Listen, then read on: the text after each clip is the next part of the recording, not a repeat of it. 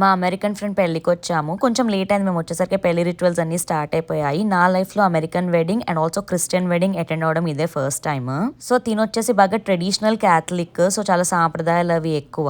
అంటే నార్మల్ గా ఆఫీస్ లో కూడా చెప్తుంటది మాకు ఇలా ఇలా ట్రెడిషన్స్ ఉంటాయి అది ఇది అని. బట్ నేను ఏమనుకున్నా అంటే ఒక గంటలో పెళ్ళైపోతుందని. బట్ వెళ్ళి చూస్తే 4 hours ఆయన మంత్రాలు చదువుతూనే ఉన్నాడు ఇంగ్లీష్ లో. మన పెళ్లిలలో అట్లీస్ట్ కూర్చోబెడతారు, వీళ్ళని పాపం అంతసేపు నించోబెట్టి వీళ్ళతో పాటు ఆ గ్రూమ్ స్క్వాడ్ బ్రైట్ స్క్వాడ్ కూడా నించోనే ఉన్నారు. నేను యాక్చువల్లీ వెయిట్ చేస్తుండే యుమే కిస్ ద బ్రైడ్ అని ఎప్పుడు అంటారా అని. సినిమాల్లో అలానే చూపిస్తారు కదా. ఫైనల్ గా దృశ్యం వచ్చింది. వీళ్ళు ఎంత ట్రెడిషనల్ అంటే వీళ్ళు ఏ చర్చ్ కి వెళ్తారో ఆ చర్చ్ లోనే పెళ్లి చేసుకోవాలి అని ఒక రూల్ ఉంటుందంట. సో చర్చ్ డేట్ కోసం 1 year వెయిట్ చేశారు. ఫైనల్ గా పెళ్లి అయిపోయిన తర్వాత father bride and groom squad కి ఏదో బ్రెడ్ అవి ఇచ్చారు. దాని తర్వాత పెళ్లి కొడుకు పెళ్లి కూతురు ఎలా కలిసి వెళ్లారు అట్లనే బ్రైడ్ అండ్ గ్రూమ్ స్క్వాడ్ కూడా కలిసి వెళ్లారు. ఇంకా అందరం కలిసి రిసెప్షన్ వెన్యూకి వెళ్ళిపోయాము. మీరు ఎప్పుడైనా క్రిస్టియన్ వెడ్డింగ్స్ అటెండ్ అయ్యారా? ఇలానే అవుతాయా? కమెంట్స్ లలో చెప్పండి. అండ్ రిసెప్షన్ వ్లాగ్ నెక్స్ట్ వీడియోలో.